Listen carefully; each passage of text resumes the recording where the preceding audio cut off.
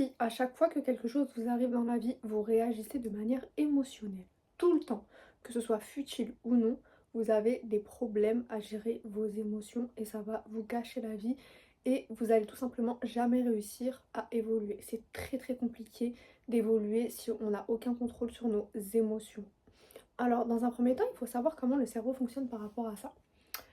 De base, on est des êtres humains, on est des survivants. On va dire que demain, il nous arrive quelque chose de grave, notre cerveau, il n'a pas le temps de réfléchir, il va être en mode survie, il va réagir.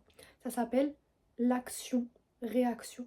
Il y a une action, tu ne réfléchis pas, ton cerveau, il va directement se mettre en mode survie et tu vas réagir. Mais quand c'est pas en mode survie, ton cerveau est censé fonctionner de la sorte. Action, je réfléchis, je réagis. Vous voyez ce que je voulais dire? Ça veut dire que il faut vous réapprendre à maîtriser tout ça.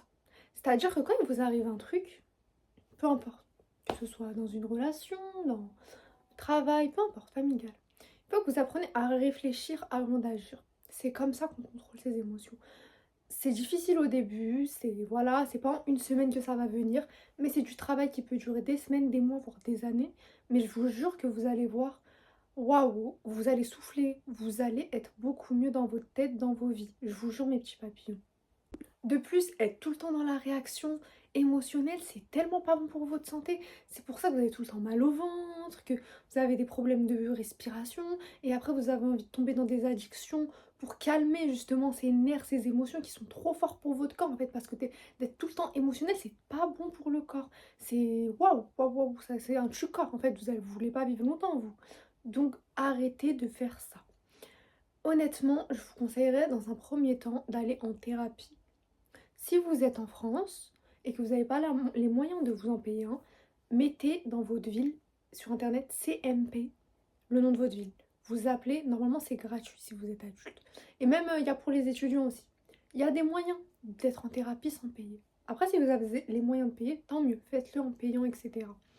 Mais par contre, si vraiment vous ne trouvez pas, ni en CMP, ni pour payer, allez sur YouTube. Il y a plein de gens qui expliquent comment ça fonctionne. Et je vous jure que ça peut vous aider.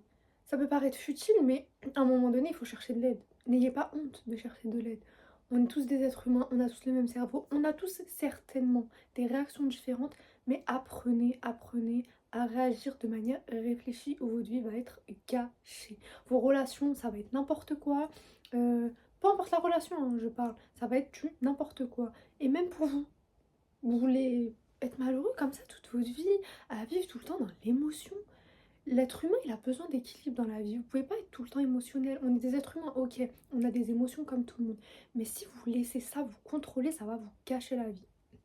On va dire, il vous arrive un truc, vous rompez avec votre partenaire. Ok, vous avez un petit peu le cœur brisé, c'est triste, vous l'aimez toujours.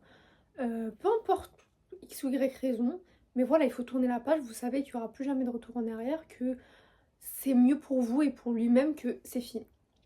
La première chose, c'est laisser ses émotions sortir. Si vous avez envie de pleurer, vous pleurez. Si vous avez envie d'être en colère, soyez en colère. Si vous avez envie de lui réécrire un pavé pour lui exprimer vraiment votre ressenti ou parce que vous, genre, vraiment, vous n'avez pas compris. À mes yeux, si tu as été avec quelqu'un de respectueux et que tu comprends pas pourquoi ça s'est fini, c'est ok d'aller lui poser la question. Par contre, s'il te répond pas, c'est une réponse. Ne l'oubliez pas.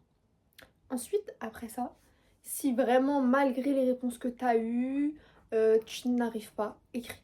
Écris une lettre, une grande lettre de tout ce que tu ressens. Laisse toutes tes émotions dedans. Tout. Et après, tu la brûles. Tu la brûles avec un briquet. À reproduire dans un lavabo, s'il vous plaît. Mais tu papillon, pas comme ça dans vos chambres, c'est super dangereux. Mais faites ça, je vous jure que ça va vous faire du bien. Ensuite, pleurez autant que vous avez besoin de pleurer.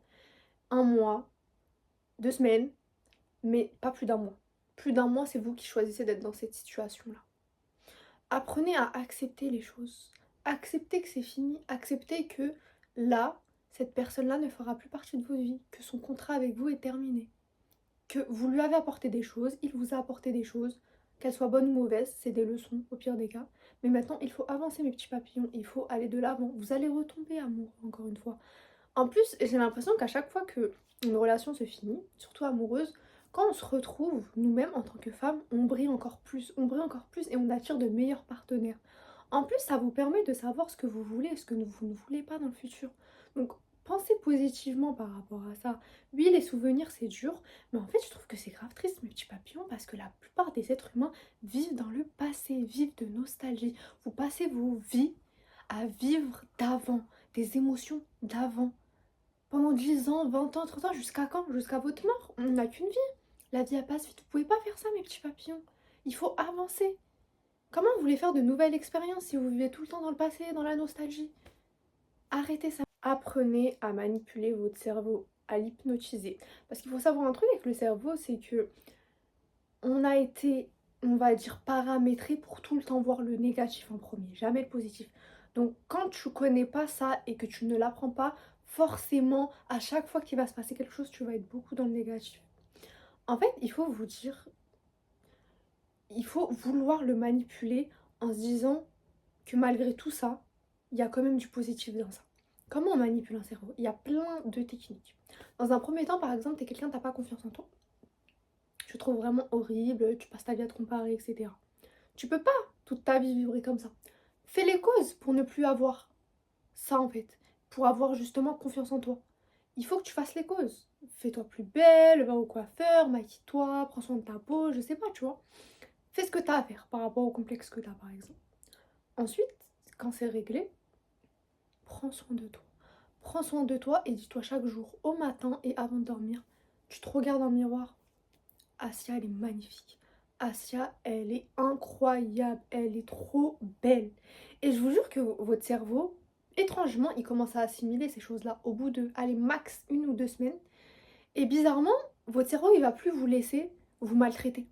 Il va plus vous laisser vous dire en gros, oui, Asia elle a pas confiance en elle, Asia c'est une merde, Asia elle est trop moche. Non, il va plus vous laisser dire ça parce qu'en fait tu l'as dit tellement de fois que t'es belle, que t'es incroyable, que t'es magnifique, que tu t'aimes, etc. Qu'il va te dire bah non, tu t'aimes, pourquoi tu dis ça? Et toi-même tu vas te le dire dans ton cerveau et tu vas te dire bah oui, je m'aime, pourquoi est-ce que je vais dire ça? Vous voyez ce que je veux dire, tu papillon? Et dites-vous ça dans tout.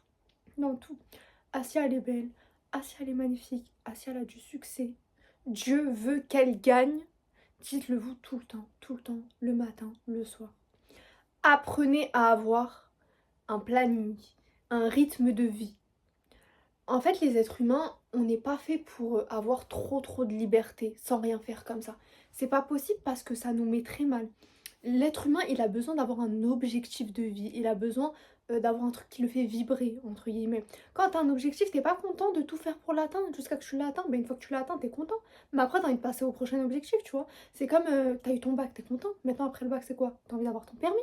Mais maintenant que t'as eu ton permis, t'es content. Après, c'est quoi? T'as envie d'acheter une voiture. Après, c'est quoi? Après, t'as envie de finir tes études. Après, tu veux faire plus d'argent, etc., etc. Tout dépend de chacun. Vous voyez ce que je veux dire? En fait, la vie a su son cours. La vie a su son cours et vous avez tout le temps besoin d'objectifs. À partir du moment où vous en avez pas, vous allez être comme ça. En fait, vous allez vivre pour vivre. On dirait il n'y a rien à faire. Vous vous sentez vide, c'est normal.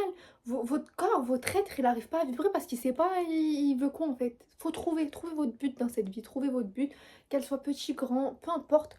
Faites en sorte d'être heureux dans vos vies, c'est très important mes petits papis. Ensuite, autre technique que je fais et qui marche énormément, chaque jour avant de dormir, j'écris toutes les émotions négatives que j'ai eues, comme positives. J'écris tout.